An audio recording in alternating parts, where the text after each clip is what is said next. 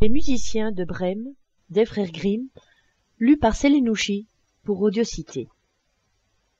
Un meunier possédait un âne qui, durant de longues années, avait inlassablement porté des sacs au moulin, mais dont les forces commençaient à décliner. Il devenait de plus en plus inapte au travail. Son maître songea à s'en débarrasser. L'âne se rendit compte qu'un vent défavorable commençait à souffler pour lui et il s'enfuit. Il prit la route de Brême. Il pensait qu'il pourrait y devenir musicien au service de la municipalité. Sur son chemin, il rencontra un chien de chasse qui s'était couché là. Il gémissait comme quelqu'un qui a tant couru que la mort le guette. « Alors, Taillot, pourquoi jappes-tu comme ça ?» demanda l'âne. « Ah, dit le chien, parce que je suis vieux, parce que je m'alourdis chaque jour un peu plus, parce que je ne peux plus chasser. Mon maître veut me tuer. Je me suis enfui. Mais comment gagner mon pain maintenant ?»« Sais-tu, dit l'âne, je vais à Brême pour y devenir musicien. Viens avec moi et fais-toi engager dans l'orchestre municipal. Je jouerai du luth et toi de la timbale. » Le chien accepta avec joie, et ils repartirent de compagnie. Bientôt, ils virent un chat sur la route, qui était triste, comme 3 jours de pluie. « Eh bien, qu'est-ce qui va de travers, vieux Raminagrobi ?» demanda l'âne. « Comment être joyeux quand il y va de sa vie ?» répondit le chat.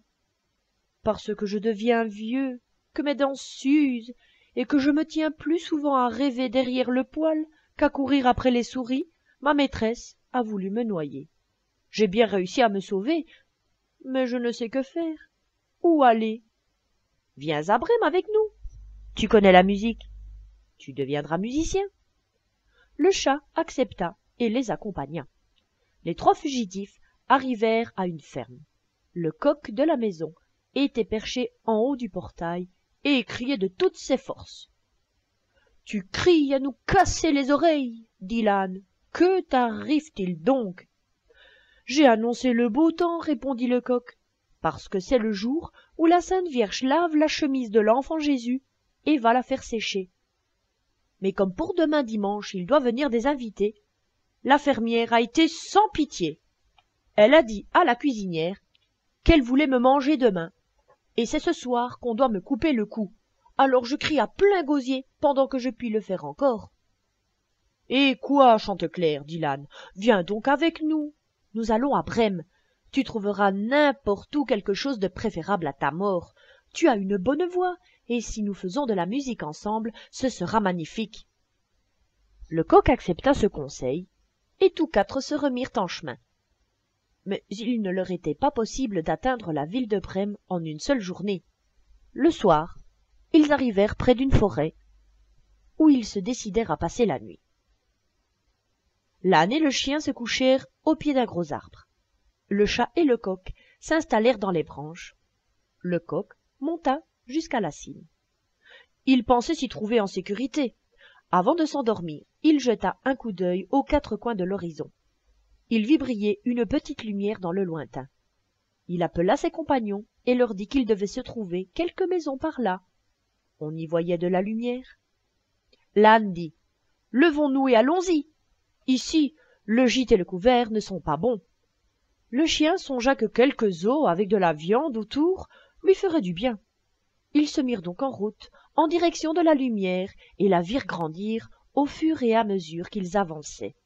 Finalement, ils arrivèrent devant une maison brillamment éclairée qui était le repère d'une bande de voleurs.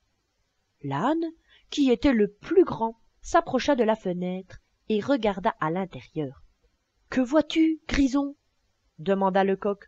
« Ce que je vois, répondit l'âne, une table servie avec mets et boissons de bonne allure. Des voleurs y sont assis et sont en train de se régaler. »« Voilà ce qu'il nous faudrait, repartit le coq. « Eh oui, dit l'âne, si seulement nous y étions. » Les 4 compagnons délibérèrent pour savoir comment ils s'y prendraient pour chasser les voleurs. Finalement, ils découvrirent le moyen.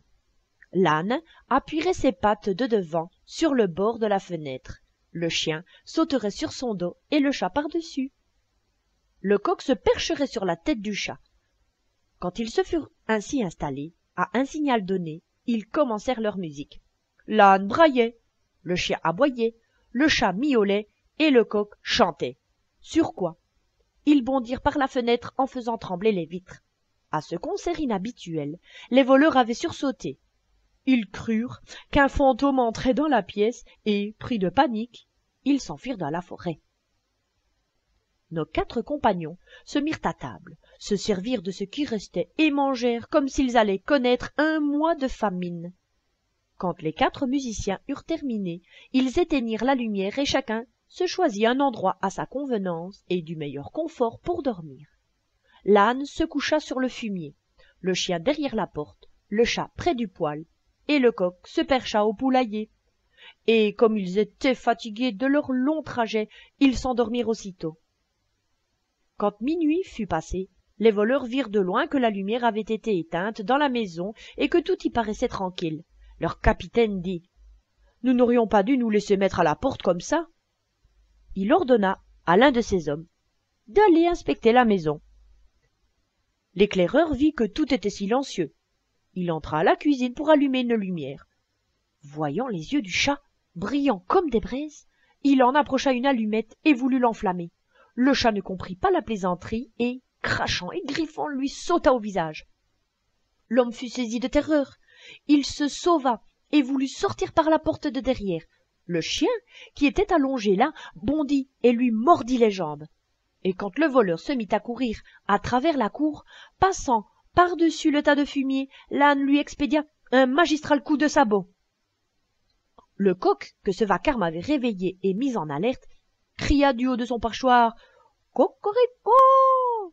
Le voleur s'enfuit aussi vite qu'il le pouvait vers ses camarades et dit au capitaine « Il y a dans la maison une affreuse sorcière qui a soufflé sur moi et m'a griffé le visage de ses longs doigts. Devant la porte, il y avait un homme avec un couteau. Il m'a blessé aux jambes. Dans la cour, il y a un monstre noir. Il m'a frappé avec une massue de bois. Et sur le toit, il y avait un juge de paix qui criait « Qu'on m'amène le coquin !» J'ai fait ce que j'ai pu pour m'enfuir. À partir de ce moment-là, les voleurs n'osèrent plus retourner à la maison.